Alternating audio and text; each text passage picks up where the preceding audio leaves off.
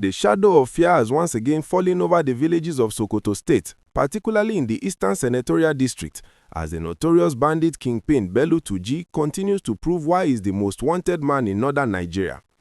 As we move deeper into the early days of 2026, the reports coming out of the Isa and Uno local government areas are nothing short of a nightmare for families who only want to live in peace. The latest gist spreading like wildfire across the region involves a series of targeted attacks where the primary goal was not just to steal cattle or money, but to specifically abduct young ladies. This isn't just a random act of violence. It appears to be a calculated and cruel strategy by Turji's men to provide what some are calling rewards for his fighters, or to use these innocent women as high-value bargaining chips in his ongoing war with the state.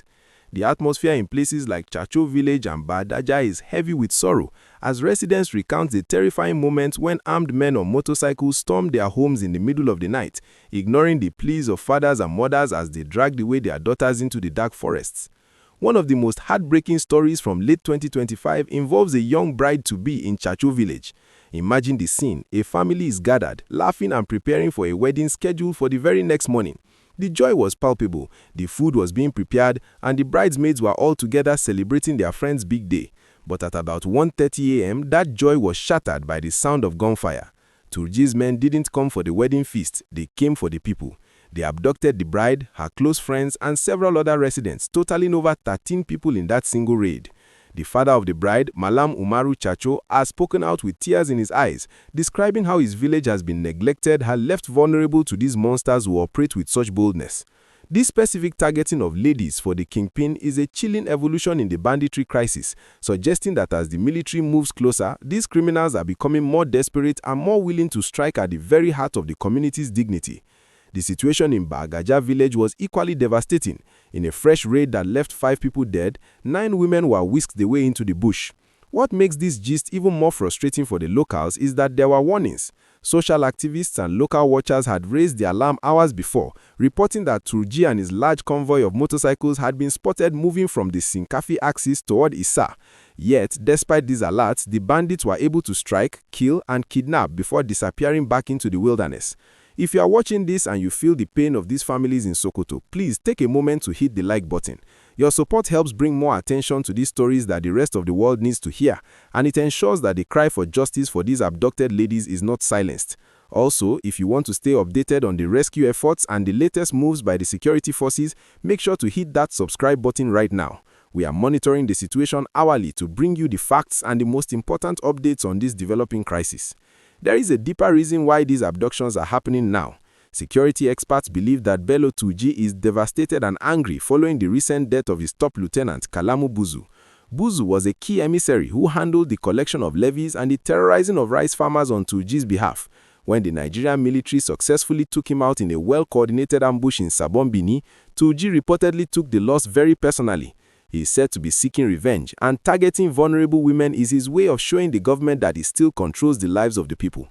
This anger has been made worse by the international pressure coming from the United States. Following the Christmas Day 2025 airstrikes in Sokoto, which targeted high-level terrorist enclaves, the bandits feel like they are being hunted like never before.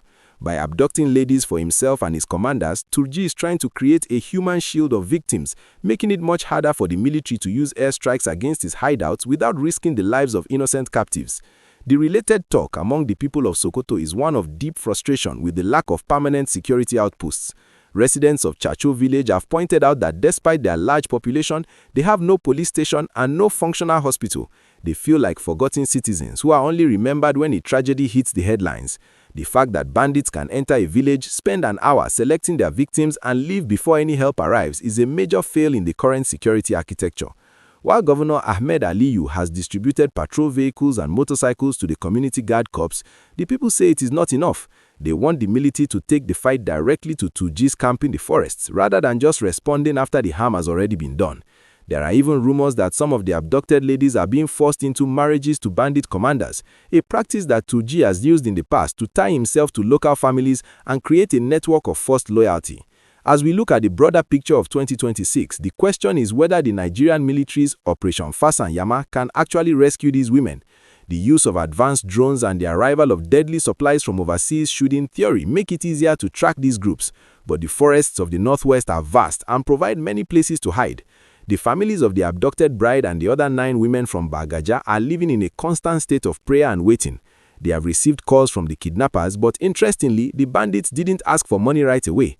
Instead, they demanded to speak directly to the traditional rulers. This suggests that Turji is trying to assert his authority over the traditional leadership, essentially telling the kings and emirs that he is the one they must answer to, not the government in Abuja. It is a psychological war as much as it is a physical one, and the victims are being used as pawns in this dangerous game. I want to hear your take on this very serious situation. Do you think the government is doing enough to protect the rural communities in Sokoto, or are we focusing too much on the big cities? What do you think is the best way to handle a kingpin like Bello Turji, who uses women and children as leverage? The comment section is a place for us to discuss these issues and share our thoughts on how to bring peace back to the north. Please share this video with your friends and family so they can stay informed about the reality of what our brothers and sisters are facing. And if you haven't subscribed yet, please do it now. Your subscription is a sign of solidarity with the victims of banditry and a way to support independent reporting that puts the people first. We will continue to follow the story of the abducted bride and the ladies taken to Turji's camp, and we will bring you any news of their release as soon as it breaks. Stay safe, be your brother's keeper, and I will see you in the next update.